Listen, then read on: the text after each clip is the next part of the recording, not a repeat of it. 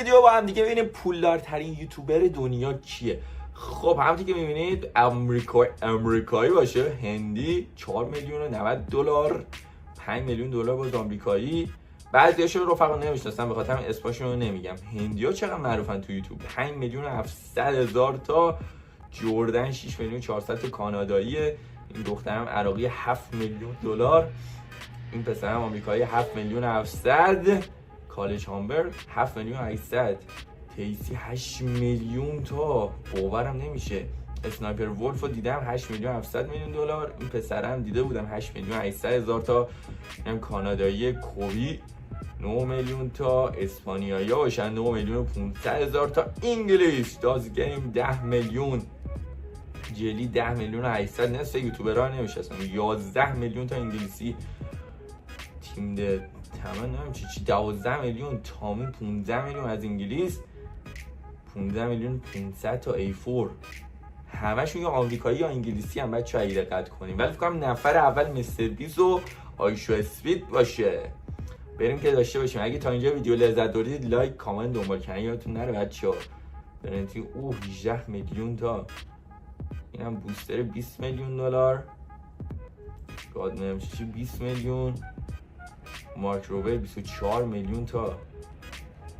27 میلیون تا آیشو اسپید. بچه‌ها 27 میلیون ثروتشه. آیشو اسپید رو رد کردیم رفتیم بالاتر. چه خبره؟ همشون آمریکایی هن. جیمز کارل 30 میلیون. اینم 30 میلیون تا. اون پایین تعداد سابسکرایبراشون هم زده بچه‌ها. نفر بعدی 5 مینوت که رفت 35 میلیون دلار سرمایه دارن. اون 35 میلیون انگلیسی بود این پسره. اینم کانادایی 38 میلیون.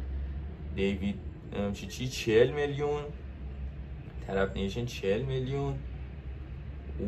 40 میلیون باز.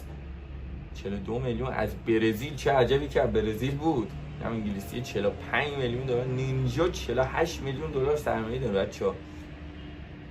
این پسره یاش بخیر. مارک کلیف 52 میلیون دلار. خیلی زیاده ها، واقعا پولدارن اینا. این هندیه رو 67 میلیون تا. این داشته اون که از گوشی میذاش 70 میلیون دلار. بعضیاشون رو دیدم. جیمز بوند 82 میلیون دلار. پیودیفای 90 میلیون دلار سرمایه داره. پیودیفای هم میشناختم. این داشته اون نمیشناسم ولی انگلیسیه. جیمی فالون 105 میلیون دلار. 110 میلیون بازم آمریکایی.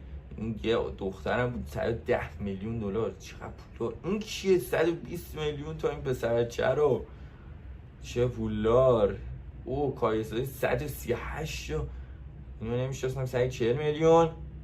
کیم لوزان نمیشناسم. 145 میلیون دلار. دو پرفکت 180 میلیون تا. این تیم رو من دیده بودم، خیلی تیم قویه تو یوتیوب. بریم برای نفر بعد. جفرس استارز 220 میلیون. لوگان پاول 265 میلیون. این دختر بچه 280 میلیون تا. به نظرتون نفر اول کیه تو پولدار بودن؟ خیلی دوست دارم خودم بدونم. دیگه داریم بهش میرسیم. 540 میلیون. این سریال هندیه، از سریال ها میذاره. کوکوملون چقدر بالا. و در آخر میرسیم به مستر بیس. همونطور که بهتون گفتم. دمتون گرم. خدافظ.